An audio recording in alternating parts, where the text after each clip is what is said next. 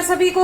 जय माँ बाबा की। मैं माँ दक्षिणा काली सुनहरी बाबा की गद्दी की ओर से उनकी सेविका शेफाली आपका हार्दिक स्वागत करती हूँ अपने YouTube चैनल माँ दक्षिणा काली सुनहरी बाबा पर। उम्मीद करती हूँ आप सभी स्वस्थ होंगे, व्यस्त होंगे और मस्त होंगे। एक सवाल काफी दिन से अभय लगातार मुझसे पूछ रहे हैं और कुछ लोगों ने पर्सनली मुझे पूछा है कि माँ, सवारी करने वाले जिन पे सवारी हो जाती है उन बच्चों को क्या नियम अपनाने चाहिए, जिनके ऊपर सवारी हो रही है उनको क्या नियम अपनाने चाहिए। ठीक है, तो मैं थोड़ा सा उसके बारे में बताना चाहूंगी कि सबसे पहली चीज, झूठ का त्याग कर दें, सत्य बोलें।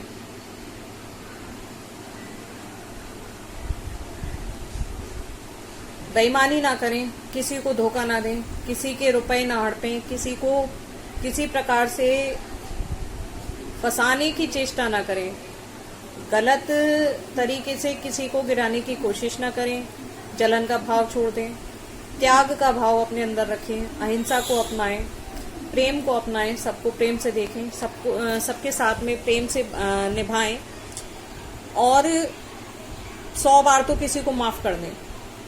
100 बार तक तो यदि कोई आपके पीछे पड़ा हुआ है तो उसे आप माफ कर दें। ठीक है, ये तो छोटी छोटी बातें हैं। सवारी जिनके ऊपर होती है उन्हें नियम बना लेने चाहिए। नियम कि अपने इष्ट की आराधना वो करें,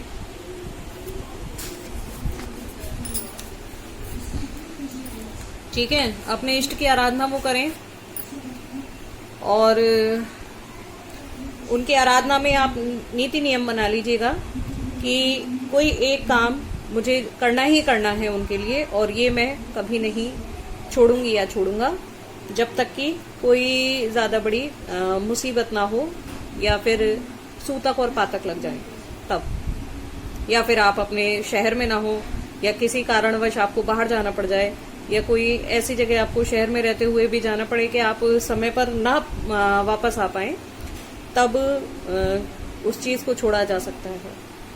लेकिन जो नियम आपने एक बार अपना लिए हैं वो नियम आपको हमेशा करने चाहिए अपनी सवारी के लिए। जैसे कि आप एक नियम बनाते हैं कि चाहे कुछ भी हो जाए, मैं दोनों टाइम दीपक जरूर जलाऊंगा या धूपबत्ती जरूर लगाऊंगा, या कोई भी एक ऐसा नियम आप बना लें कि पूजा के समय में मैं ये काम करूंगा। ठीक है। अच्छा, इसके अलावा जहां भी सूतक और पातक हो वहां पर जाना अवॉइड करें, बचें वहां जाने से। मतलब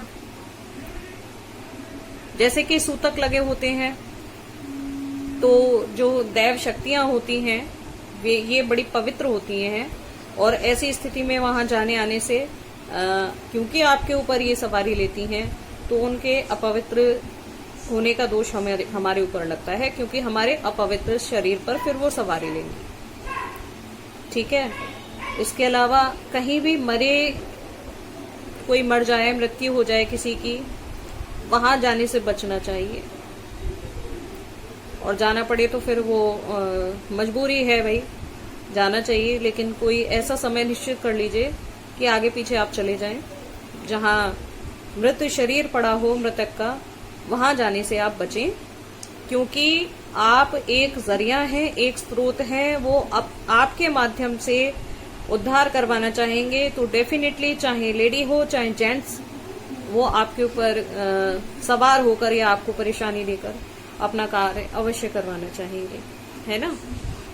मृत्यु भोज नहीं खाइएगा, उससे बचिए तेरेवी का भोज खाने से। क्यों? क्योंकि ये भोज पितरों के लिए होता है। मृत व्यक्ति आपका पितृ हो गया, ऊत हो गया, अहूर्त हो गया, जो भी मानिए आप उसको, तो वो पितरों के लिए है और देव के लिए नहीं है। तो मृत्यु भोज खाने से बचना चाहिए, यानी किसी की भी तेरहवीं या जहां मृत्यु हो गई हो वहां का खाना आपको खाने से बचना चाहिए। ये नियम अपने घर के लिए लागू नहीं होगा। क्यों? ये नियम आपके यदि कोई रक्त संबंधी हो, आपके कोई खून का रिश्ता जिनसे हो, उनके लिए लागू नहीं हो। क्योंकि वहाँ ये सब करना आपकी मजबूरी है। आपके घर में ही कोई मर गया है तो आपको सारे कर्मकांड अपनाने पड़ेंगे, है ना। तो जब आप उसकी तेरेबी का जैसे भोग आप खा लेते हैं तो मृतक व्यक्ति हो सकता है कि आपको परेशान भी कर जाए, क्योंकि आपने उसका कहते हैं कि भोजन किया है। इसके अलावा जो चौकी करते हैं, जो उनकी चौकी है, उस दिन कहीं भी जाने आने से उन्हें बचना चाहिए। किसी के यहाँ नहीं जाना चाहिए, बचना चाहिए, क्योंकि उन्हें चौकी करनी है उस दिन। आपके ऊपर जो हवा का सर्कुलेशन है, मैं माफ़ी चाहती हूँ, आज मेरी तबीयत थोड़ी ठीक नहीं है, ब्लड प्रेशर है, इसलिए शायद आपको मेरी वॉल्यूम लो फील हो रहा होगा। थोड़ा सा मैं बोलने में भी घबरा रही हूँ। मुझे फीवर भी है, जुकाम भी हो गया है, उसके लिए आप लोगों से क्षमा चाहती हूँ। अच्छा, इसके अलावा मैंने और क्या बताया, बताइए।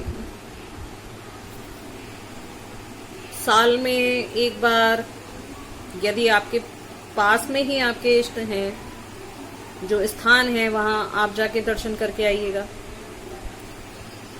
महीने में जैसे कि अब मान लीजिए कि मैं फिरोजाबाद में रहती हूँ और मेरी माता कलकत्ता में है, तो वहाँ जाना थोड़ा मुश्किल और कठिन है, तो उसके लिए हो सकता है कि आपको छूट मिल जाए।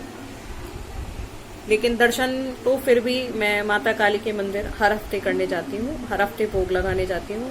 एक मैंने निश्चित दिन बनाया हुआ है, मैं उस निश्चित दिन पर जाती हूँ और ज़रूर जाती हूँ। यदि किसी कारणवश उस दिन ना जा पाऊँ तो फिर मैंने इसके लिए माता से परमिशन ली और उनसे पूछा, यदि इस दिन ना मैं आ पाऊँ किसी कारणवश, तो माता एक और दिन आप मुझे परमिट कीजिए कि मैं उस दिन जाकर आपका मंदिर में जाकर आपके दर्शन करूं, आपका भोग लगाऊं और बाकी सबकी भी जो मैं पूजा अर्चना करती हूं वो कर करूँ। तो आपकी भी आप अपनी शक्तियों से पूछ सकते हैं इस चीज़ के विषय में। तो एक बार हफ्ते में एक बार, कम से कम डेली हो सकते हैं तो इससे बढ़िया बात ही नहीं है कोई, लेकिन हफ्ते में एक बार कम से कम अवश्य दर्शन करके आएं। भोग अवश्य लगाएं, अपने इष्ट का अवश्य लगाएं। धूप बत्ती पर आपके इष्ट चलते हैं तो धूप बत्ती अवश्य लगाएं। और वैसे भी मेरा मानना है, और पूछो, जिसे पूछना हो वो कमेंट कर दे। इसके अलावा भी बहुत नियम होते हैं, फिर आगे किसी वीडियो में विस्तार से बता देंगे आपको। ठीक है, चलिए, सभी को जय माँ बाबा की।